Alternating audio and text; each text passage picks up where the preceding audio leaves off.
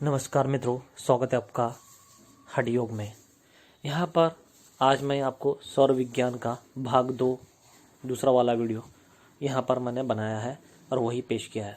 अभी यहाँ पर जैसा मैंने पहले आपको बताया कि सौर विज्ञान क्या है, कि जैसे शिव भगवान ने पार्वती देवी को बताया कि सौर विज्ञान क्या है, ये सौर योग क्या है, ये हठ योग का एक अंग है जो प्राचीन अंग है, बहुत ही शक्तिशाली, बहुत ही पावरफुल यूँ कहिए, और बहुत ही असरदार और स्वयं सिद्ध योग है ये। तो यहाँ पर मैं आपको बताने वाला हूँ कि एक्चुअल में सौर विज्ञान क्या है, ईड़ा पिंगला सुषुम्ना नाड़ी क्या है, तो ये स्वास्थ्य में क्या मायने रखता है। तो यहाँ पर देखिए, अगर से गर्मी के संबंधी रोगों में, जैसे गर्मी में प्यास लगना, बुखार, पित्त संबंधी रोगों में चंद्र सौर चलाने से शरीर में शीतलता बढ़ती है, जिससे गर्मी से उत्पन्न असंतुलन दूर होती है। कफ संबंधी में चंद्र सौर की जगह सूर्य सौर आप जागृत करोगे तो आपका कफ पूरा चला जाएगा। और आकस्मिक रोगों में जब रोग का कारण समझ में ना आए और रोग की असहनीय स्थिति हो, ऐसे समय रोग का उपद्रव होते ही जो स्वर चल रहा है उसको बंद कर विपरीत स्वर चलाने से तुरंत राहत मिलती है। यानी कि देखिए, बायां जो नाक है उससे जब स्वर या सांस आती है तो उसे चंद्र स्वर कहते हैं, और दाहिना जो नाक है उससे जब सांस बहती है तो उसे सूर्य स्वर कहते हैं, और जब दोनों से बहती है तब उसे सुषुम्ना कहते हैं। उदयम चंद्र मार्गेण सूर्यनस्तमनः यदि तदा तैरणगुण संगता विपरीत विवर्जयत, अर्थात दिन के प्रारंभ में चंद्र सौर चले और दिन की समाप्ति पर सूर्य सौर चले तो विशेष शुभ होता है। देखिए साधकों, यहाँ पर ध्यान रखिए, इसके उलट क्रिया होने से विपरीत फल भी मिलेंगे।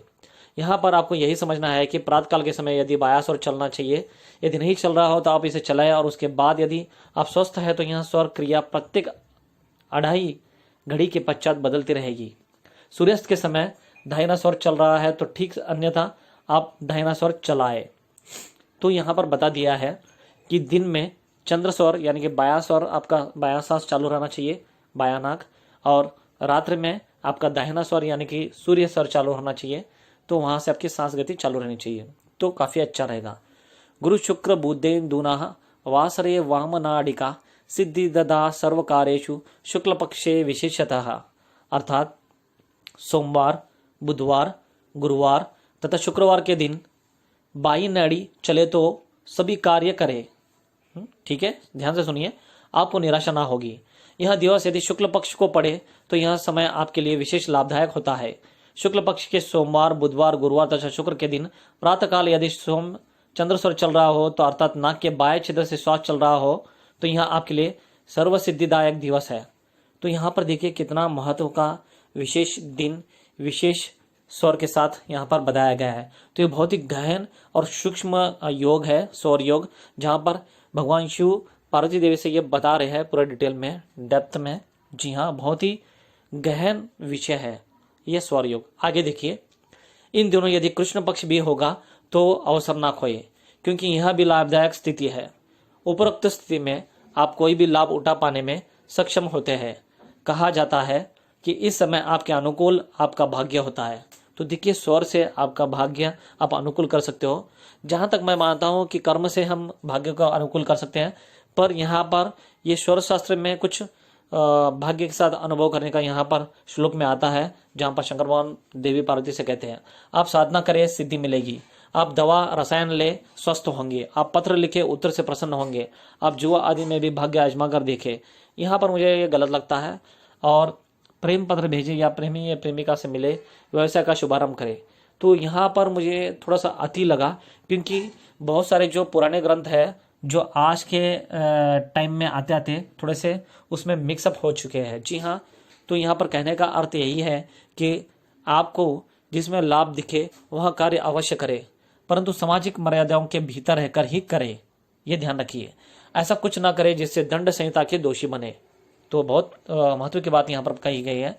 बात लाभ के समझ लो और लो मन हर्षाए, चंद्र मंगल गुरु बुध को सुने वाम स्वर आए, मत चुको तुम अवसर ये समझो ध्यान लगाया, लाभ उठाना है तो उठाओ कहीं अवसर बीत ना जाए।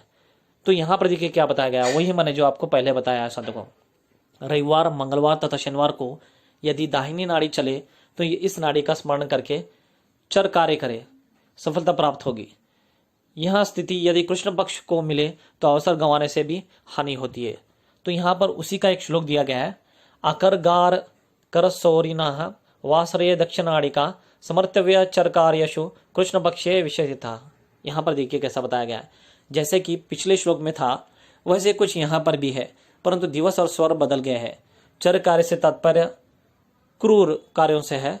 यहाँ पर भी स्मरण रखिए कि प्रातःकाल यदि आपका दाहिना स्वर चले और दिन हो इतवार, रविवार, मंगलवार तथा शनिवार के, तो क्रूर कार्य यदि आपने करने हो तो अवश्य करें। इसी योग में मारण, उच्चाटन और स्तंभन कार्य पूर्ण लाभ दिलाते हैं। लड़ाई झगड़े में, युद्ध में विजय मिलती है और शत्रु पराजित होते हैं। यहाँ पर मुझे थोड़ा सा डाउट लगा है, बट जो शास्त्र में बताया गया है वही मैं आपको बता रहा हूँ। बात काम की समझना और लो हिले बैठाए, अवसर तुम्हारी विजय का कहीं गुजर ना जाए। पापी ग्रहों के दिवस में सूर्य स्वर जो आए, तो यहाँ पर देखिए कैसा बताया गया है कि चंद्र और सूर्य स्वर को बहुत ही महत्व दिया गया है इस सौर विज्ञान में, क्योंकि बाया जो है वो चंद्र है, दाहिना जो है सूर्य है और मध्य जो है सुषुप्ना है। तो ये तीनों का महत्व अपने अपने जगह पर है। ये तीनों का गहन महत्व यहाँ पर दिखाया गया है सौर विज्ञान में, सौर योग में। क्रूर कार्य सब पूर्ण भावे, शत्रु परास्त हो जाए, रहस्य सौरदय विज्ञान का समझो मन लगाए। ए मित्र तुम्हारा बंधु हूँ अतः दू समझाए। प्रथम वहते वायु, द्वितीय छे तथा नलः, तृतीय वहते भूमिश्चतुर्थः वारुणी वहता। अर्थात पहले वायु तत्व, फिर अग्नि तत्व, फिर भूमि तत्व, फिर जल तत्व और अंत में आकाश तत्व बहता है। तो ये स्वर में जो तत्व बहते हैं वो यहाँ पर बताया गया है। यहाँ पर तत्व का रहस्य प्रस्तुत किया जा रहा है। पूर्व भी बताया जा चुका है कि तत्व 5 होते हैं और यहाँ क्रमश प्रस्तुत होते हैं। वायु, अग्नि, पृथ्वी, जल, अग्नि, वायु, आकाश, ये 5 तत्व है। 5 अनादि जो मैंने आपको पहले ही बताया था। ये बहुत ही महत्व के हैं सौर विज्ञान में, सौर योग में 5 तत्व के लेकर, क्योंकि ये हमेशा 5 तत्वों में ये दोनों स्वर, सूर्य स्वर और चंद्र स्वर, सुषुप्ना स्वर, ये चलते रहते हैं। तो यहाँ पर मैं आपको आगे बताऊं, सार्ध द्विघटिके पंच क्रमेण व्रियोपनति च क्रमादेक कैकनाड़िया च तत्वनाना पृथक गुदभः। अर्थात उपरोक्त 5 तत्वों का उदय प्रत्येक 2.5 घटिया में, देखिए प्रत्येक 2.5 घटियों में होता रहता है। प्रत्येक नाड़ी में इन 5 तत्वों का मिश्रण रहता है। देखिए साधक लोग यहाँ पर ध्यान से बात सुनिए, चाहो तो वीडियो को पॉज करके आप देख लेना, एक बार पढ़ लेना। मनुष्य की नाक से चलने वाला प्रत्येक स्वर अपनी स्वाभाविक स्थिति में 2.5 घड़ी के पश्चात अपना पथ बदल देता है। यह स्वर जब एक पथ पर प्रभावित हो रहा होता है तो इसमें 5 तत्व क्रमशः उपरोक्त होते हैं। जब स्वर बदल जाता है तो उस बदले हुए स्वर में भी यही 5 तत्व रहते हैं। इसी भांति स्वर अपने भीतर तत्व लिए प्रभावित होते रहते हैं। तो यहाँ पर देखिए कितने महत्व की बात बता दी गई है। तो हर टाइम में जो भी स्वर आपका चल रहा हो उसमें 5 तत्व प्रभावित होते ही रहते हैं, पर आपको ये समझना है कि कब कौन सा तत्व प्रवाह हो रहा है किसके स्वर के साथ। और आत्रस्य मध्य तो ज्ञेया द्वादशस्त्रमया वृक्ष कर्कटन्या लिमृगन्या निशांकरया मेष सिंह च कुंभच्च तुलच मिथुन धनमा उदय दक्षिणे गणीय शुभाशुभः विनिर्णय। अर्थात प्रत्येक दिन और रात्रि में कुल 12 संक्रांतियां होती है। वृक्ष, कर्क, कन्या, वृश्चिक, मकर तथा मीन राशियां रात्रि की होती है। मेष, मिथुन, सिंह, तुला, धनु तथा कुंभ राशियां दिन की होती है। दक्षिण स्वर के चलने पर विशेष विचार करना चाहिए। ज्योतिष शास्त्र में माना गया है कि राशियां कुल 12 होती है। तो यहाँ पर देखिए जो डिटेल में आपको सौर विज्ञान, सौर शास्त्र का मुझे लगा आपको समझाना चाहिए, बताना चाहिए, वो मैं यहाँ पर बता रहा हूँ।